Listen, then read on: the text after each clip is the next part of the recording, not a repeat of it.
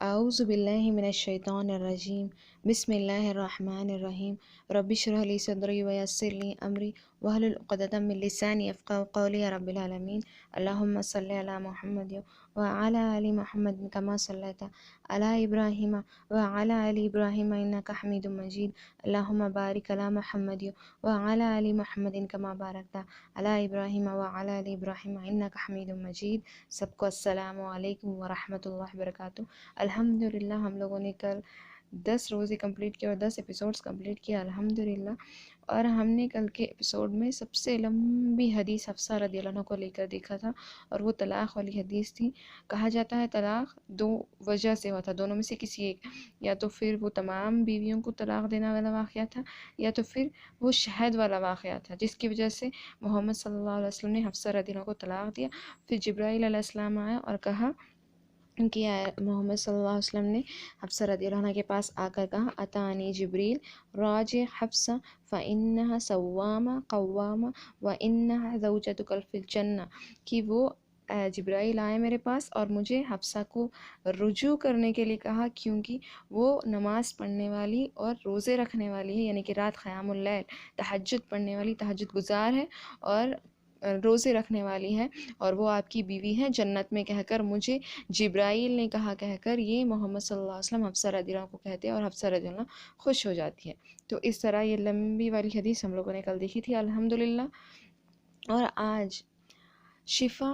بنت عبداللہ رضی اللہ عنہ یہ جو ہوتی ہیں، یہ اس وقت پڑھنا لکھنا سکھایا کرتی تھی عورتوں کو، اور یہ شفا بنت عبداللہ رضی اللہ عنہ یہ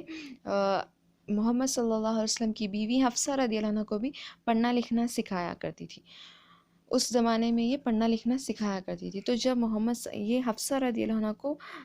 پڑھنا لکھنا سکھا رہی تھی، اور پڑھنا لکھنا اس وقت معمولی اور آسانی بات نہیں تھی، بہت مشکل تھا اس وقت پڑھنا لکھنا، بہت کم لوگ پڑھے لکھے ہوتے تھے۔ تو اس طرح یہ بھی پتہ چلتا ہے ہمیں نکاح کے بعد پڑھا لکھا جا سکتا ہے۔ اگر آپ جیسے کہ آپ نکاح کر رہے ہیں اور آپ لڑکی والوں کو وعدہ دیتے ہیں کہ ہم نکاح کے بعد اس کو پڑھائیں گے لکھائیں گے، تو آپ کو اس کا وعدہ پورا کرنا پڑے گا۔ تو اس سے پتہ چلتا ہے کہ نکاح کے بعد بھی پڑھایا لکھایا جا سکتا ہے شوہر کی طرف سے۔ تو یہ نبی صلی اللہ علیہ وسلم جب داخل ہوتے ہیں تو شفا بنت عبداللہ یہ حفصہ رضی اللہ عنہ کو پڑھایا لکھایا کرتی تھی۔ تو جب پڑھایا لکھایا کرتی ہیں تو جب نبی صلی اللہ علیہ وسلم داخل ہوتے تو وہ کہتے ہیں کہ اے شفا اس کو رقیۃ النمل بھی سکھا دو۔ یعنی رقیۃ النمل کس کو کہتے ہیں؟ علماء اس کے دو وضاحت کرتے ہیں۔ نمل کا مطلب چینٹی ہوتی ہے، رقیہ مطلب چینٹیوں کا رقیہ۔ رقیہ آپ لوگ سمجھتے ہیں نا کیا ہے رقیہ؟ تو رقیہ سکھا دو، یا پھر اس کا ظاہری اور باطنی دونوں معنی لیتے ہیں علماء۔ ایک تو ظاہری معنی کیا ہے رقیۃ النمل، یعنی کہ چینٹیوں کا رقیہ سکھا دو، کیونکہ اس وقت نبی صلی اللہ علیہ وسلم کے حجروں میں بہت سارے چینٹیاں ہوتے تھے، تو شاید اس وجہ سے نبی صلی اللہ علیہ وسلم نے بتایا کہہ کر۔ کچھ علماء بتاتے ہیں اس کا ظاہری معنی تھا کہہ کر، اور اس کا باطنی جو چھپا ہوا معنی تھا یہ کیا تھا؟ یہ تھا رقیۃ النمل کا مطلب یہ تھا کہ جب عورت کا نکاح ہوتا ہے تو اس کے پاس جو بھی اس کے رشتہ دار بیٹھتے ہیں تو اس کو کان میں گھس گھس کچھ کہتے ہیں، ہے نا، اس کو رقیۃ النمل کہتے ہیں۔ تو یہ رقیۃ النمل تم سکھا دو حفصہ کو، تاکہ وہ جس مصیبت میں ابھی پڑی ہے وہ اس دوبارہ نہ پڑے۔ یعنی کہ جو عورتوں کو نصیحت، جب دلہن نکاح ہوتا ہے تو دلہن کو جب نصیحتیں کی جاتی ہیں اس کے کانوں میں گھس گھس کہہ کر، تو اس کو رقیۃ النمل کہتے ہیں کہہ کر کچھ علماء کہتے ہیں۔ یعنی کہ باطنی اس کا مطلب تھا، اس کا چھپا ہوا مطلب یہ تھا، محمد صلی اللہ علیہ وسلم نے یہ بتایا تاکہ جو مصیبت میں جو اب حفصہ پڑھی ہے تاکہ وہ نہ پڑے۔ یعنی کہ اس میں کیا کہتے ہیں کہ شوہر کے، اس کے گھر والوں کے اہمیت کو بتاتے ہیں، رشتہ داری کیسے نبھائیں، اپنے شوہر کے ساتھ کیسے تعلقات رکھیں، وہ کہتے ہیں نا جب نکاح ہوتا ہے ایک عورت کا۔ تو آپ یہ بتائیں، کیونکہ وہ جس مصیبت اور پریشانی میں اس وقت پڑی ہے اس پہ نہ پڑے کہہ کر۔ اور یہ حفصہ رضی اللہ عنہ کا واقعہ تھا۔ اس کے بعد حفصہ رضی اللہ عنہ محمد صلی اللہ علیہ وسلم کی چوتھی بیوی تھے، اور اس کے بعد محمد صلی اللہ علیہ وسلم نے زینب بنت خزیمہ رضی اللہ عنہ سے نکاح کیا۔ زینب بنت خزیمہ رضی اللہ عنہ، ان کے شوہر کا نام تھا عبید اللہ ابن جہش۔ تو زینب بنت خزیمہ رضی اللہ عنہ سے محمد صلی اللہ علیہ وسلم کا نکاح ہوتا ہے، یا پھر عبداللہ ابن جہش یا عبید اللہ ابن جہش، مجھے کنفرم نہیں پتہ، انشاءاللہ میں بولوں گی آپ لوگوں کو کنفرم کر کے۔ تو ان سے نکاح ہوتا ہے، جب ان سے نکاح ہوتا ہے یہ شہید ہو جاتے ہیں کس جنگ میں، اور زینب بنت خزیمہ رضی اللہ عنہ سے محمد صلی اللہ علیہ وسلم کا نکاح ہوتا ہے۔ ایک دم نیچرل نکاح تھا، پیغام گیا اور نکاح ہو گیا، کیونکہ اس وقت عورتوں کو ایسے بیوہ نہیں چھوڑا جاتا تھا۔ میں نے آپ کو پہلے بھی بتایا اس زمانے میں ایسا نہیں تھا کہ ایک شخص کی صرف ایک ہی بیوی ہوتی تھی، ایسا نہیں تھا۔ اس وقت صحابہ کی کئی کئی بیویاں تھیں، اس زمانے میں کہیں کہیں بیویاں ہوتی تھیں، کیونکہ عورتوں کو اکیلا نہیں چھوڑا جاتا تھا۔ بالکل اسی طرح زینب بنت خزیمہ رضی اللہ عنہ کا بھی نکاح محمد صلی اللہ علیہ وسلم سے ہوتا ہے، اور کہا یہ بہت کم دن محمد صلی اللہ علیہ وسلم کے نکاح میں تھی، 3 یا 8 مہینے، کچھ کہتے ہیں 3 کچھ کہتے ہیں 8، 3 سے 8 مہینے یہ محمد صلی اللہ علیہ وسلم کے نکاح میں تھی۔ یہ ہماری پہلی ام المومنین ہے جو بقیع غرقت میں آج موجود ہے، مطلب یہ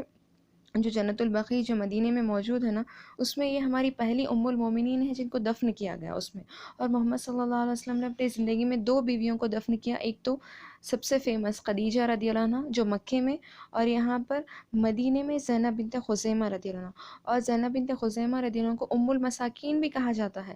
کیونکہ یہ مسکینوں کی بہت زیادہ مدد کرتی تھی، بلکہ یہ اسلام سے پہلے بھی بہت غریبوں کی مسکینوں کی مدد کیا کرتی تھی، بہت دیا کرتی تھی۔ ان کو ام المساکین بھی کہا جاتا ہے، اور یہ پہلی ہماری ام المومنین ہے جو بقیع میں دفن کی گئی ہے۔ اس کے بعد زینب بنت خزیمہ رضی اللہ عنہ کے بعد ام سلمہ رضی اللہ عنہ محمد صلی اللہ علیہ وسلم کی 6ویں بیوی تھے، اور یہ ام سلمہ رضی اللہ عنہ کا محمد صلی اللہ علیہ وسلم کے ساتھ نکاح یہ بھی تھوڑا بہت انٹرسٹنگ ہے۔ تو ام سلمہ رضی اللہ عنہ کے جو شوہر تھے ان کا نام ابو سلمہ رضی اللہ عنہ تھا، اور ان کے بیٹے سلمہ رضی اللہ عنہ کی وجہ سے ان کا نام ام اور ابو تھا، یعنی امی اور ابو، ان کے بیٹے کا نام تھا سلمہ۔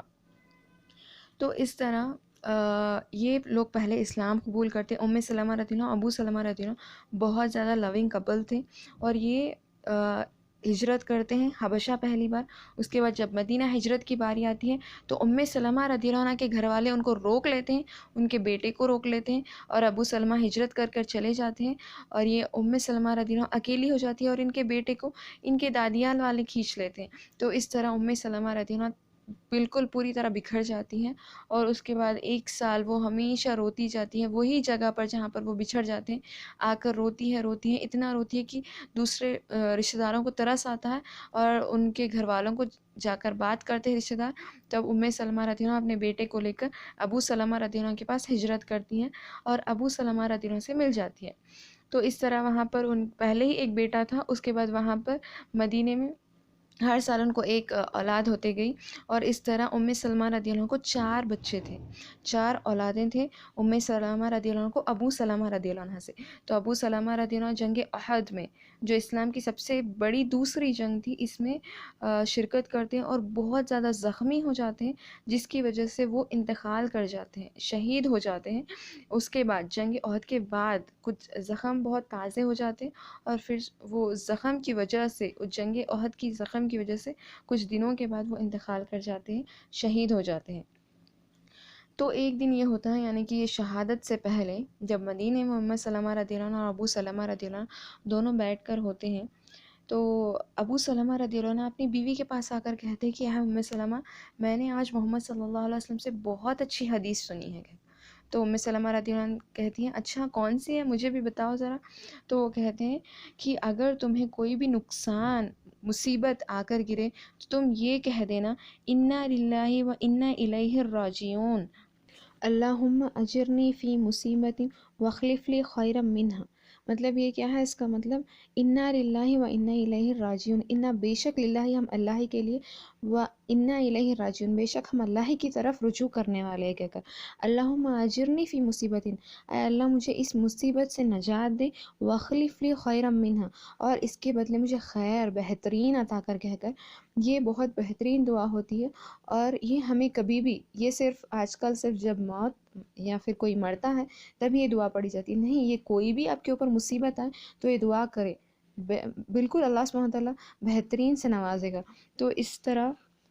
یہ ابو سلمہ رضی اللہ عنہ کے وفات پر پڑھتی ہیں، یعنی کہ ابو سلمہ رضی اللہ عنہ کے انتقال ہونے پر یہ دعا پڑھتی ہیں، اور ابو سلمہ رضی اللہ عنہ 6 مہینے کے بعد، جنگ احد کے 6 مہینے کے بعد انتقال کر جاتے ہیں اسی کے زخموں کی وجہ سے۔ تو ہوتا ہے نا ایسے ہی جب ابو سلمہ رضی اللہ عنہ کے انتقال سے پہلے ام سلمہ رضی اللہ عنہ اور ابو سلمہ رضی اللہ عنہ باتیں کرتے ہوں، اور جب باتیں کرتے ہیں تو ایسے ہی ہوتے ہیں نا باتیں میاں بیوی کے بیچ، تو جب ام سلمہ رضی اللہ عنہ پوچھتی ہیں ابو سلمہ رضی اللہ عنہ سے، اے ابو سلمہ، کیا تم میرے مرنے کے بعد نکاح کرو گے دوسرا؟ تو وہ کہتے ہیں میں نہیں کروں گا۔ پھر وہ پوچھتے ہیں کیا تم نکاح کرو گی میرے مرنے کے بعد؟ تو وہ کہتی ہیں، ان کو اس بات سے چڑھاتی ہے اور کہتی ہیں میں نہیں کروں گی۔ اور وہ تو ابو سلمہ رضی اللہ عنہ کہتے ہیں کیوں نہیں، تم نکاح کر لو اگر میں مر جاؤں تو۔ ابو سلمہ کہتے ہیں، تو ام سلمہ رضی اللہ عنہ کو غصہ آتا ہے اور اٹھ کر چلی جاتی ہے، کیونکہ وہ ابو سلمہ رضی اللہ عنہ سے بہت محبت کرتی تھی، اور وہ ابو سلمہ رضی اللہ عنہ کے درجے کا کسی کو بھی نہیں سمجھتی تھی۔ سبحان اللہ۔ کیونکہ جب ابو سلمہ رضی اللہ عنہ کا انتقال ہوتا ہے، جب یہ دعا پڑھتی ہیں تو وہ سمجھتی ہیں کہ ابو سلمہ سے بہتر مجھے کیا ملے گا۔ ابو سلمہ رضی اللہ عنہ کے لیول کا وہ کسی کو بھی نہیں سمجھتی تھی، یہاں تک کہ جب ان کی عدت ختم ہو جاتی ہے ام سلمہ رضی اللہ عنہ کی، تو عمر بن خطاب رضی اللہ عنہ کا رشتہ آتا ہے انہیں، سبحان اللہ، عمر رضی اللہ عنہ کا، تو وہ ریجیکٹ کرتی ہے، مجھے نہیں کرنا نکاح کہہ کر۔ پھر اس کے بعد ابو بکر الصدیق رضی اللہ عنہ کا رشتہ آتا ہے انہیں، ابو بکر الصدیق جو انبیاؤں کے بعد سب سے بہترین شخصیت گزرے ہیں اس زمین پر، ان کا رشتہ آتا ہے، وہ ان کو بھی ریجیکٹ کرتی ہیں، وہ نکاح ہی نہیں کرنا چاہتی، کیونکہ وہ ابو سلمہ رضی اللہ عنہ کے لیول کو کسی کو میچ نہیں کرتا تھا، ان کی نظر میں ابو سلمہ رضی اللہ عنہ کے لیول کوئی بھی نہیں میچ کر سکتا تھا، تو اسی لیے وہ ریجیکٹ کرتی ہے۔ تو اس طرح پھر نبی صلی اللہ علیہ وسلم کا رشتہ آ جاتا ہے ام سلمہ رضی اللہ عنہ کو۔ تو کس طرح یہ نکاح ہوا، تھوڑا انٹرسٹنگ ہے یہ نکاح، انشاءاللہ دیکھیں گے ہم کل کے ایپیسوڈ میں۔ اللہ سبحانہ وتعالی ہمیں کہنے سننے سے زیادہ عمل کرنے کی توفیق عطا فرمائے، آمین اللہم آمین۔ السلام علیکم ورحمۃ اللہ وبرکاتہ۔